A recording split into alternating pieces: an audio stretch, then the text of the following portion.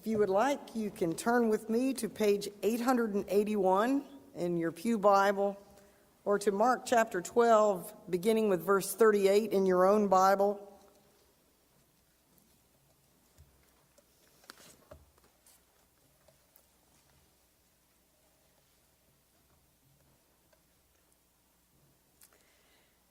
And in Jesus' teaching, he said, "Beware of the scribes. They like to go about in long robes and to have salutations in the marketplaces and the best seats in the synagogues and the places of honor at feasts, who devour widows' houses, and for a pretense make long prayers. They will receive the greater condemnation." And he sat down opposite the treasury and watched the multitude putting money into the treasury. Many rich people put in large sums, and a poor widow came and put in 2 copper coins, which make a penny. And he called his disciples to him and said to them, "Truly I say to you, this poor widow has put in more than all those who are contributing to the treasury. For they all contributed out of their abundance, but she out of her poverty has put in everything she had, her whole living." May the Lord bless his word to us.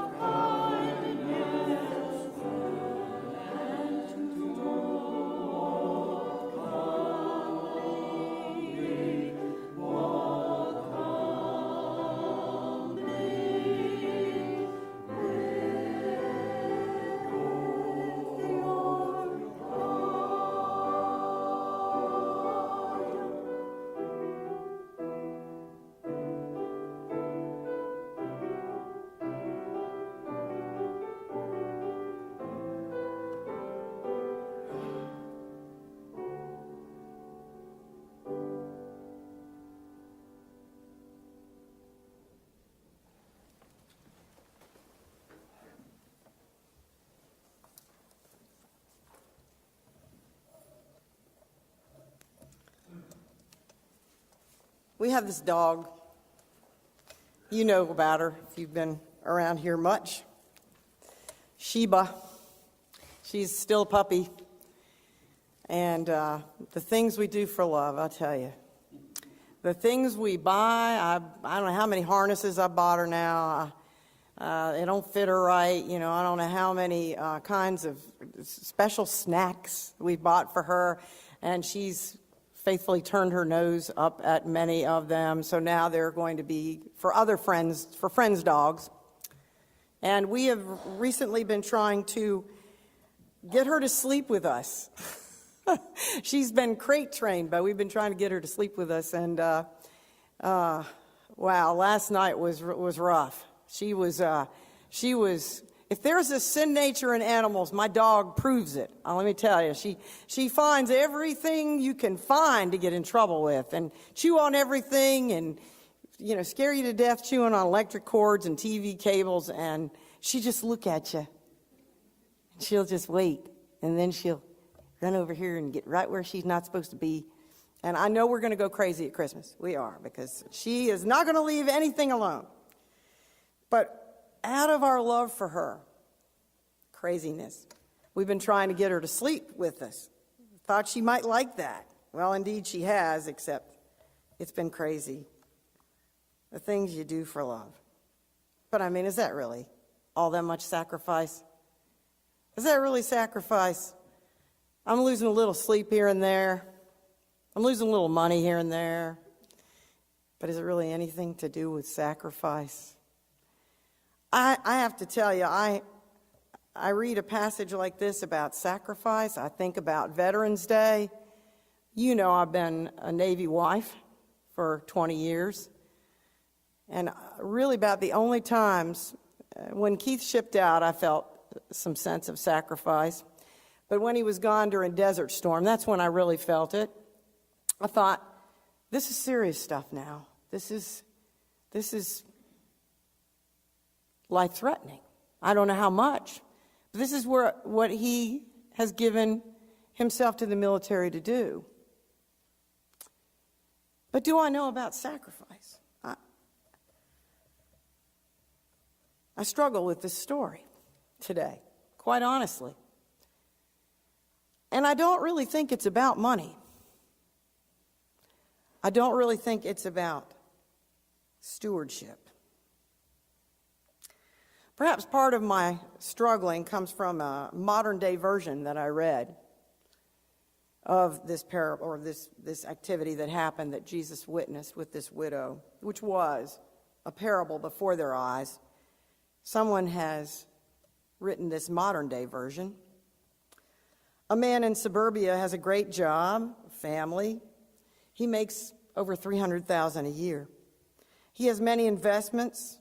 He's considered to be a good man by his congregation, folks that know him, his pastor. His pastor really appreciates him because he gave $10,000 to the building fund in the past year. And he is a top tither. He teaches Sunday school whenever he's back from being away on business. There's also a single mother in the same church. She works nights as a janitor at Walmart to support herself and her 2 children. They're in elementary school. She's faithfully at church every Sunday. She gives an offering, a tithe really, which is at much personal sacrifice. But after she pays her bills and buys food, before that, she tithes, and after that, sees that she has enough. She doesn't have much to give, but she gives it. She also is a committed worker in her church's outreach program. One Sunday morning, the church decides to put up a huge plaque in the lobby to recognize the most generous and faithful givers for the building program. The man's name is the first one on the list. The woman's name is not on the list. I'll tell you, if I was that man's pastor, I'd be grateful too. I'd be grateful for his $10,000 for the building program. I'd be grateful for his faithfulness. And I would hope that I would know about the woman's faithfulness too. I would hope that I would be grateful for her faithfulness. Maybe even more than his. This is something of what Jesus is talking about today as he brings his disciples to the treasury. And he has, as I've said, not a lesson so much about money and giving. No, it's something much more important than that. And it is a lesson, an object lesson that will point to an even greater one soon to follow. And in fact, a greater offering than hers. Well, let's look at this a little bit. Jesus talks first about the scribes, and we might note that before he is talking about the scribes here to his disciples, he has just spoken with one in the verses preceding. A scribe has come and asked him what the greatest commandment is, and he says, love the Lord your God with all your heart, soul, mind, and strength, and your neighbor as yourself. And the young man says, yes, you've answered well. And Jesus says, you're not far from the kingdom. Jesus wasn't opposed to all the scribes, but these are the ones he was opposed to. The ones who loved and lived for the respect and admiration of everyone else.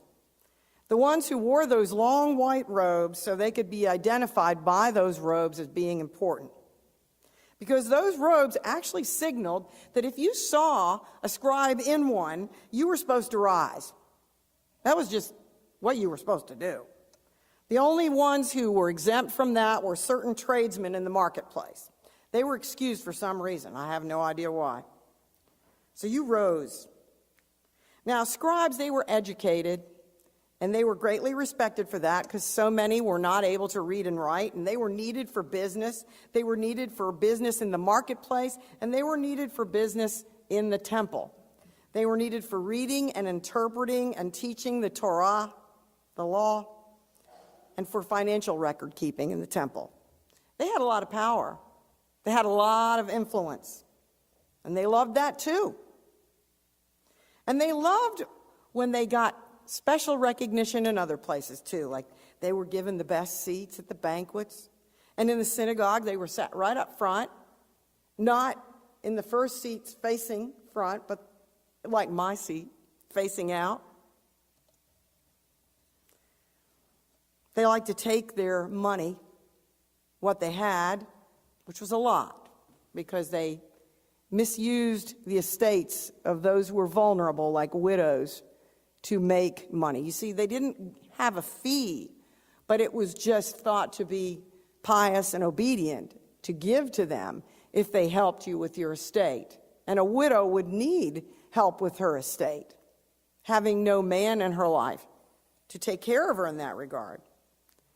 So these scribes did devour the estates of widows.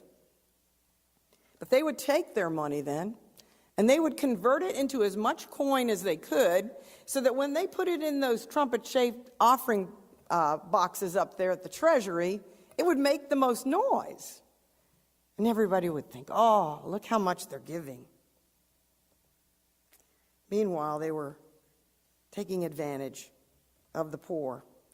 We're reminded in the law, it says, you shall not mistreat any widow or fatherless child. If you do mistreat them and they cry to me, God says, my wrath will burn. And I'm not going to read the rest of what that says. It's the consequences of God's wrath burning. There are many other places in the law, in both the Old Testament and New, that speak of God's requirement to his people that they care for the alien and stranger, the orphan and the widow, the poor. Well, let's think about the widow a minute. To be a widow was a fate most feared by a woman in that time. If she had no son or brother, no one to support her, she couldn't own property of her own, she had no way to earn money, no good way, prostitution. She lived on handouts.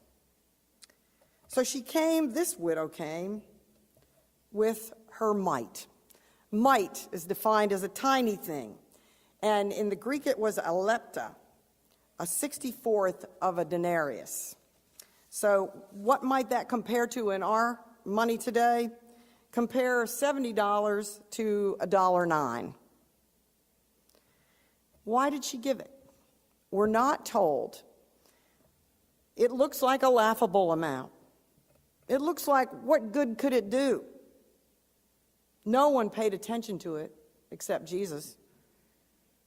Yet how much would it require of her to give it? So Jesus makes some observations. He tells his disciples that the widow gave all she had, her whole life. He's also pointed out that the religious leadership and the temple had become a den of robbers. So why would Jesus want her to give her last little $9 to a corrupt institution and corrupt leaders within it? Well, he doesn't praise the giving of this amount. He calls attention to it, to his disciples, that she has given her whole living, her whole life. He would soon tell his disciples, in fact, that this beautiful temple that they were admiring was going to fall. Does Jesus want this woman to give to something that's not going to be very much longer? What was the meaning of this object lesson? Was it her faithfulness? Was it that she gave all her money? Does Jesus expect all of us to give ourselves poor? Was Jesus praising her offering, though there aren't specific words for that? Even though it was being wasted in his estimation on an unfaithful institution and leadership? These are the lessons that I believe Jesus was pointing out.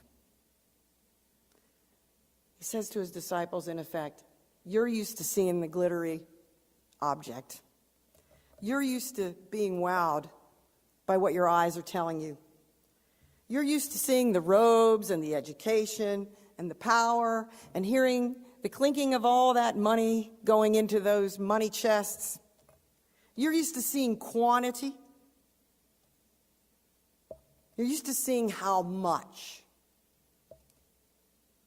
Now I want you to see what God sees.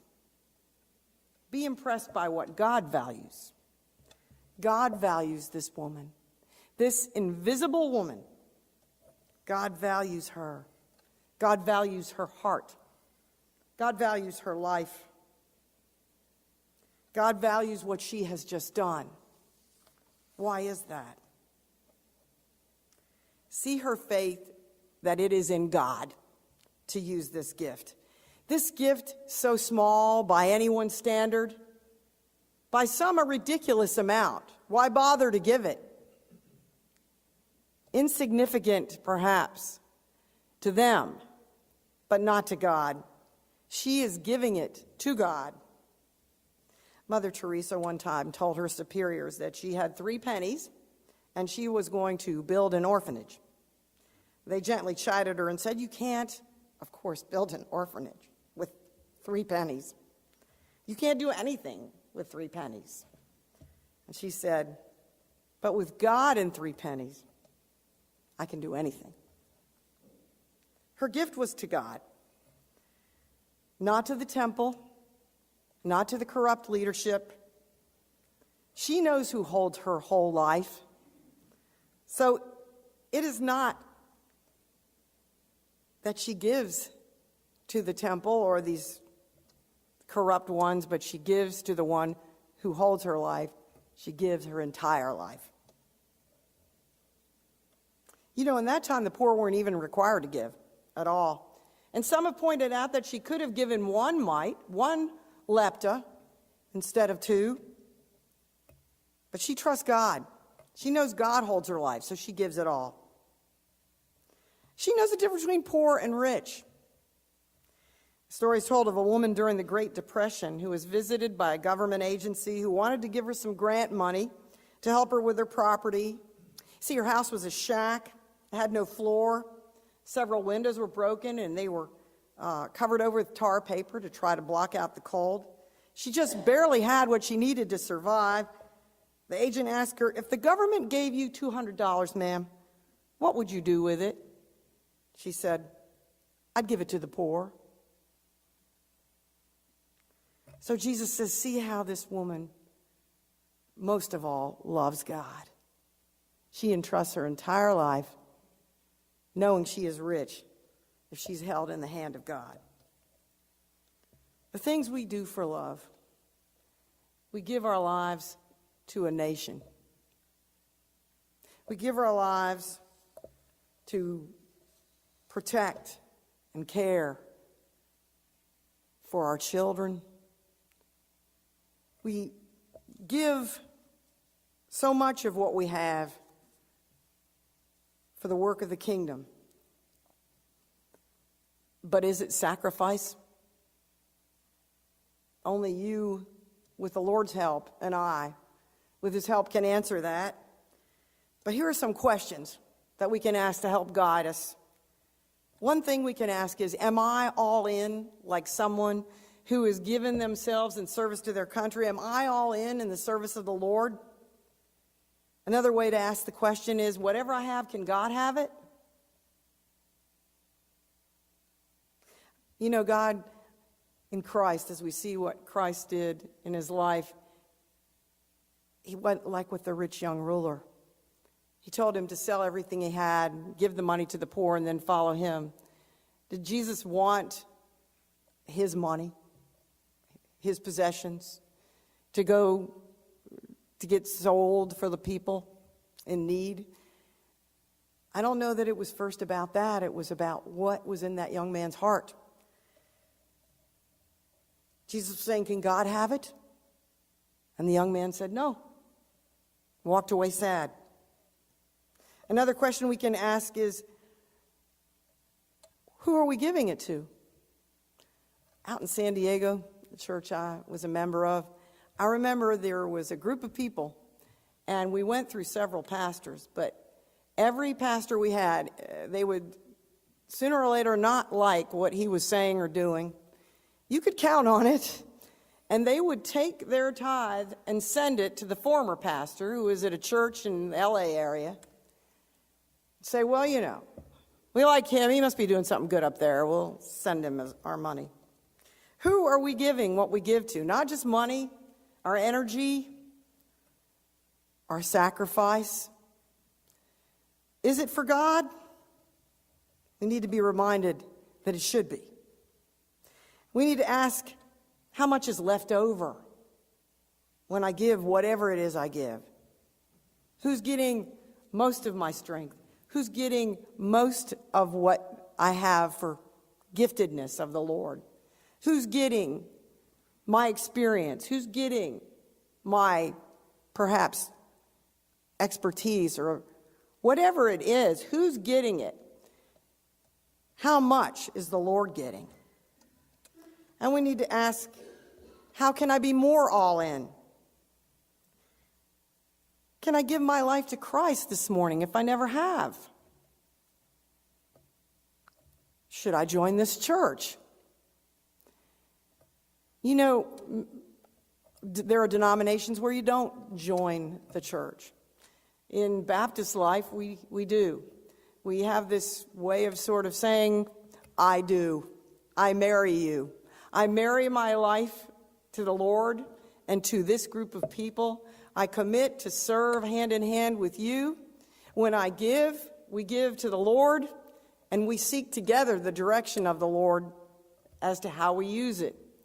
And, you know, for advantage, or perhaps some might find some disadvantage, that's how we do it in Baptist life. Do you need to join your life signing on the dotted line? I do. I'm all in with this family of faith. This is where you brought me, Lord. This is where I serve you, where I give of myself. I give of what you've given me. And now I commit myself wholly to that. Those are some questions we can ask as we think about how much we really are the Lord's. How much are we all in with him? So I leave you with one final thought. As Jesus was watching her that day, watching her give what appeared to be such an insignificant offering, so small, what could it do? Laughable. What could it mean? I wonder if he thought about how in a few short days he would be nailed like a criminal to a cross. This one that so many had their hopes in, dying a shameful, scandalous death there after having been beaten and spat upon, looked like such a ridiculous, small offering. Didn't even look like an offering to those who stood there at the cross.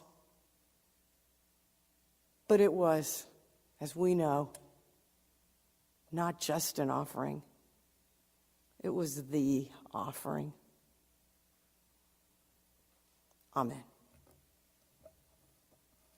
And so I invite you today, as we come to this time of invitation, to think about, again, are you all in with the Lord?